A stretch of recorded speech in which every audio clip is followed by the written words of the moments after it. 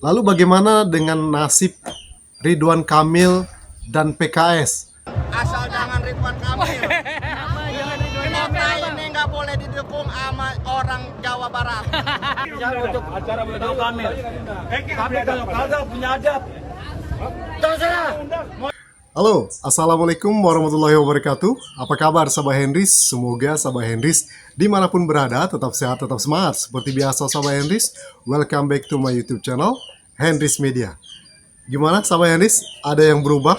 Ya, kemarin setelah dikomentari viewers saya, cukur rambutnya kurang pas. Jadi saya cukur lontos nih Sabah Henrys ya.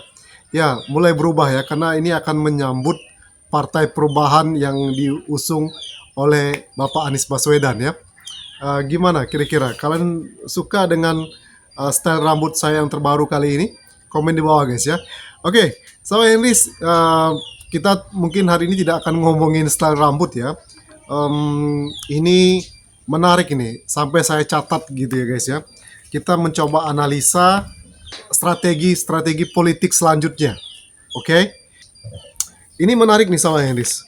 Ini tersiar kabar kalau duet No, Pramono, dan Rano akan mendapatkan angin segar untuk memenangi Pilkada Jakarta.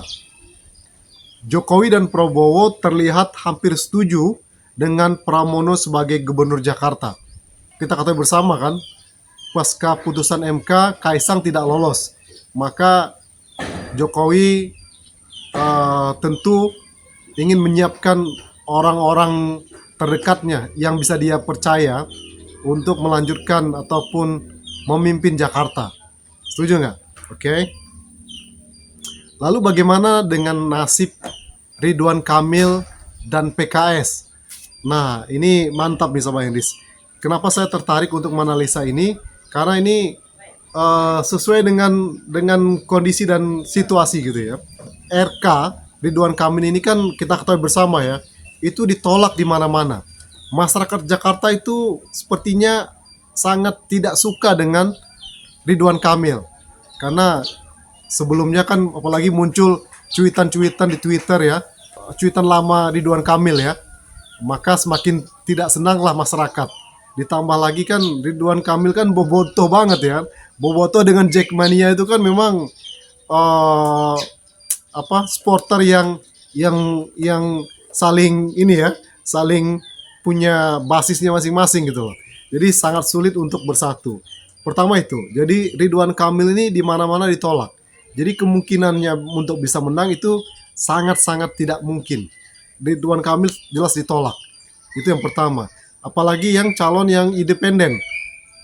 Darmakun ya, Darmakun. Itu kan awalnya mencalonkan aja udah banyak masalah ya kan. Tentu masyarakat malah tidak senang gitu ya. Nah, sekarang ini Pramono Rano itu aktif sekali untuk mencari suara dari anak Abah gitu ya, untuk mendekati anak Abah ya, supaya anak Abah ini mau ke mereka, memilih mereka. Benar nggak Sobat Henrys? Ya. Sementara itu PKS kan, PKS ini mulai ditinggalkan karena langkah politiknya yang kemarin akhirnya gabung koalisi Kim Plus dan tidak mendukung Anies Baswedan. Tentu ini membuat masyarakat tampak marah gitu ya. Awalnya membuat deklarasi, kemudian tiba-tiba gabung dengan Kim Plus. Apalagi ada terbongkar dari bocor alus Tempo gitu ya, kalau mendapatkan 3 tawaran sehingga meninggalkan Anies Baswedan, maka kedepannya PKS ini mulai tenggelam. Kemudian PDIP masuk kabinet. Dari awal itu kan memang kalau saya pribadi jujur nggak setuju kalau Pak Anies Baswedan itu masuk diusung oleh PDIP ya. Tapi Pak Anies Baswedan menurut saya bisa keluar dari jebakan PDIP. Kenapa? Kalau kemarin Pak Anies Baswedan menyetujui untuk ikut Pilkada Jabar, maka potensi untuk Pak Anies Baswedan itu kalah, kemudian juga nanti pamor ataupun elektabilitas Pak Anies Baswedan itu akan turun. Dan tampaknya memang sengaja didesain untuk mungkin bisa menjebak Pak Anies Baswedan, ya. Karir politik Pak Anies Baswedan dipertaruhkan kalau kemarin mengikuti di Jabar. Mungkin seperti itu. Benar nggak sama Henris? Jadi alhamdulillah Pak Anies Baswedan bisa keluar dari jebakan Batman gitu ya. Oke. Nah, kenapa PDIP itu bisa nanti masuk ke kabinet? Ya, pertama kedekatan Prabowo dan Megawati. Yang membawa Prabowo pulang ke Indonesia itu kalau nggak salah itu Megawati ya. Dari mana ya? Waktu dia pas dulu ya, 98 kalau nggak salah ya. Kabur ke mana ya? Ke Yordania kalau tidak salah ya. Yang membawa pulang itu Megawati. Dan efek kedekatan Prabowo dan Megawati itulah menjadi jalan tengah tampaknya. Mungkin kemarin sempat perseteruan antara Jokowi dan Megawati ya kan, sehingga Prabowo ini jalan tengah untuk perseteruan ini bisa tidak terjadi gitu loh. Sehingga jalan tengahnya PDIP masuk ke kabinet pemerintah Prabowo nanti. Benar nggak sahabat Hendis? Ini analisa saya ya.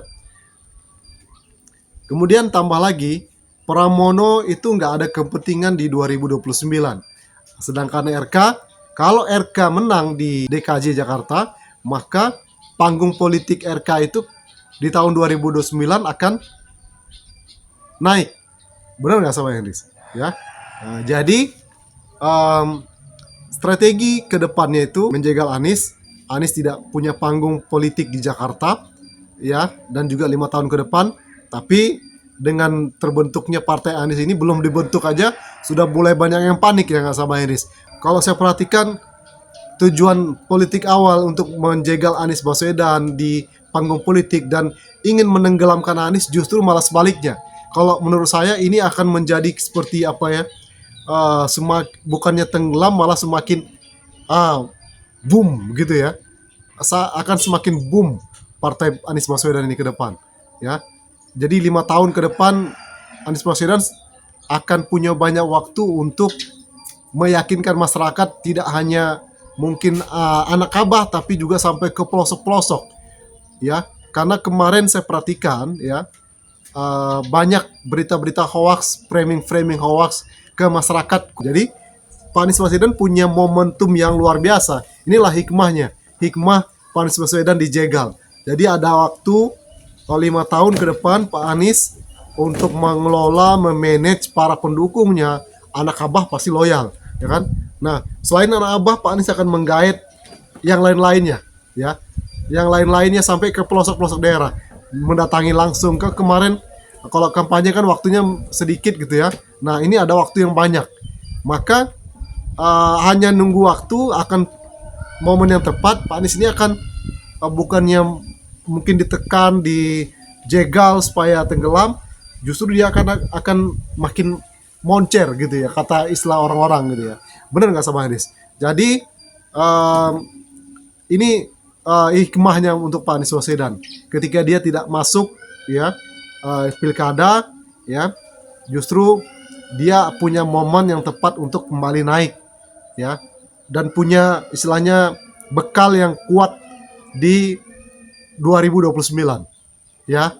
Dan ini momentum mungkin nanti seperti yang di awal tadi, RK dan PKS tampaknya nanti akan ditinggal.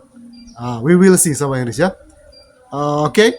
Itu saja video kali ini sama Iris. Kalau kalian setuju dengan analisa saya, silakan komen di bawah. Kalau kurang setuju atau ada masukan, silakan juga komen di bawah ya. Sekali lagi kita belajar ya. Kita belajar untuk menganalisa sesuatu yang kita bisa analisa. Oke, itu saja video kali ini sama Iris. Thank you for your attention one more time. Don't forget to subscribe, like, comment, and share. See you next video. Wassalamualaikum warahmatullahi wabarakatuh. Bye bye.